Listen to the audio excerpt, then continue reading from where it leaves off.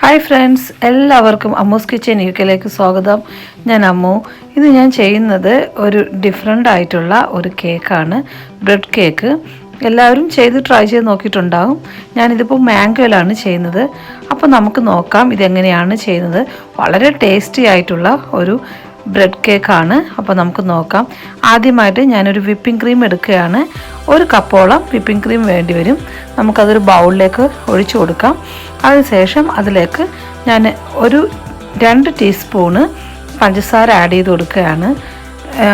മധുരം ആവശ്യമുള്ളവർക്ക് കൂടുതൽ ചേർക്കാം. ഞാനിപ്പോൾ 2 ടീസ്പൂണ് ചേർക്കുന്നത്. ഇനി വാനില എക്സ്ട്രാക്റ്റ് ചേർക്കാം, അല്ലെങ്കിൽ വാനില എസൻസ് ചേർക്കാം. അതിനുശേഷം നന്നായിട്ട് ഇതൊന്ന് വിപ്പ് ചെയ്തെടുക്കാം.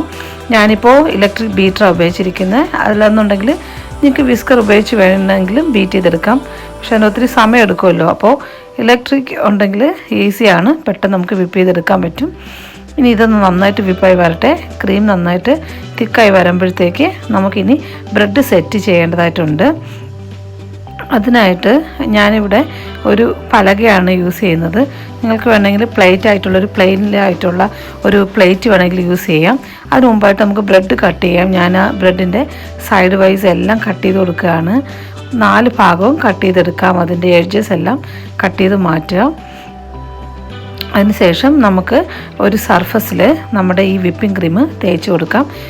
ഇതുപോലെ നന്നായിട്ട് തേച്ച് പിടിപ്പിച്ചതിന് ശേഷം ഓരോ സ്ലൈസ് ബ്രെഡായിട്ട് 2 ഭാഗത്തായിട്ട് വെക്കുക.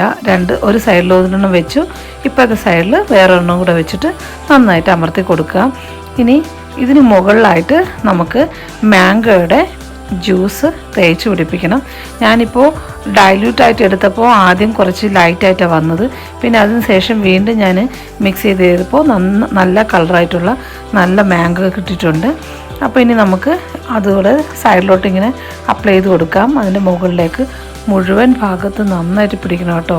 ഇനി നമുക്ക് നന്നായിട്ട് ഇതൊന്ന് ബ്രഷ് ചെയ്ത് കൊടുക്കാം. എല്ലാ ഭാഗത്തും പിടിച്ചതിന് ശേഷം വീണ്ടും വിപ്പിംഗ് ക്രീം അതിന് മുകളിൽ തേക്കുക.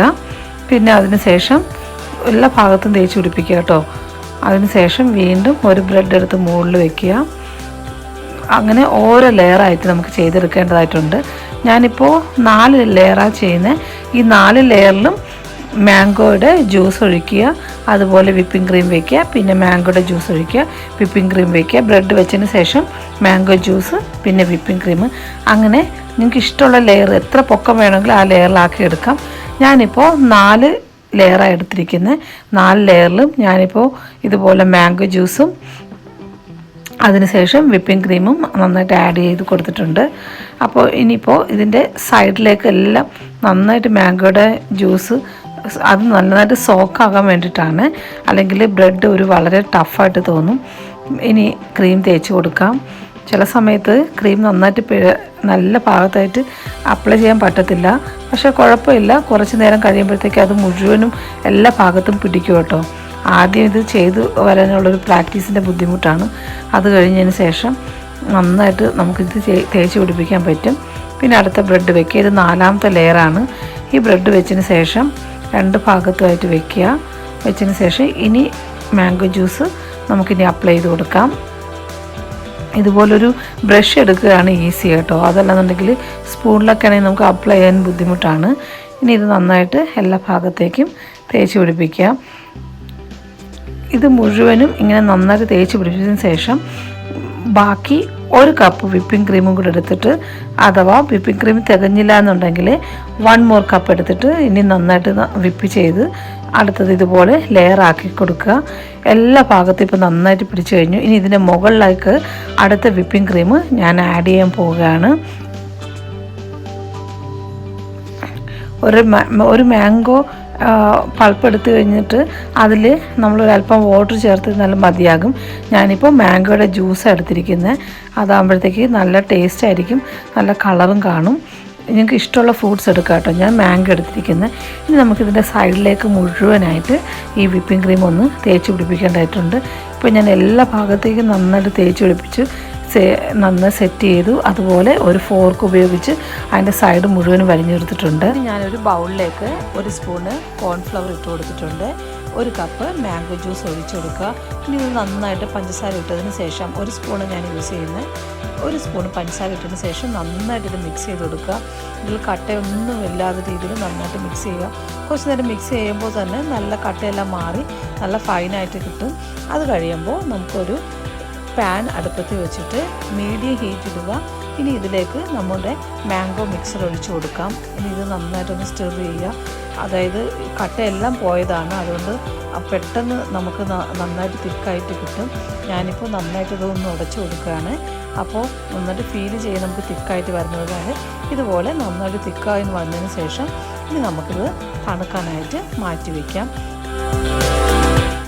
ഇപ്പോൾ കേക്ക് എല്ലാം റെഡി ആയിട്ടുണ്ട്. നിങ്ങൾക്ക് ഇഷ്ടമുള്ള ഡെക്കറേഷനിൽ ചെയ്യാം കേട്ടോ, ഇഷ്ടമുള്ള ഡിസൈനിൽ ചെയ്യാം. ഞാനിപ്പോൾ വളരെ സിമ്പിളായിട്ടുള്ളൊരു ഡിസൈനാണ് കൊടുക്കുന്നത്. നിങ്ങൾക്ക് ഇഷ്ടമുള്ള രീതിയിലേക്ക് അത് എങ്ങനെ വേണമെന്നുണ്ടെങ്കിൽ ആക്കിയെടുക്കാം കേട്ടോ. ഞാനിപ്പോൾ ചെയ്യുന്ന വളരെ സിമ്പിളായിട്ടുള്ളൊരു ഡിസൈനാണ്.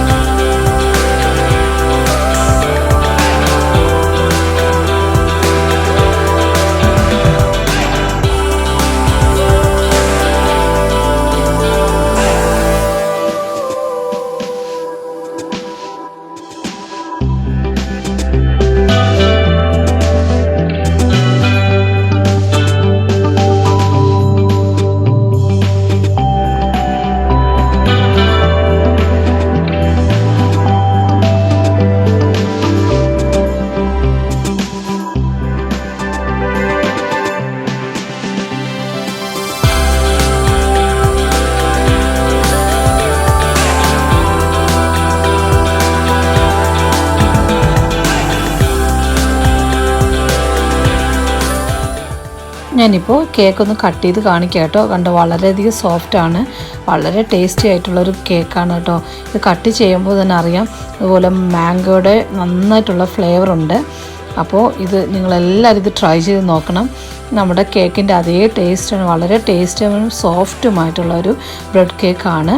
അപ്പോൾ നിങ്ങൾക്ക് എല്ലാവർക്കും ഈ വീഡിയോ ഇഷ്ടമായെന്ന് ഞാൻ വിശ്വസിക്കുന്നു. അതുപോലെ നിങ്ങൾക്ക് ഈ വീഡിയോ ഇഷ്ടമായെങ്കിൽ സബ്സ്ക്രൈബ് ചെയ്യാനും ലൈക്കും ഷെയർ ചെയ്യാനും മറക്കരുത്. അടുത്ത മനോഹരമായൊരു വീഡിയോയുമായി കാണുന്നവരെയും എല്ലാവർക്കും താങ്ക് യു സോ മച്ച്.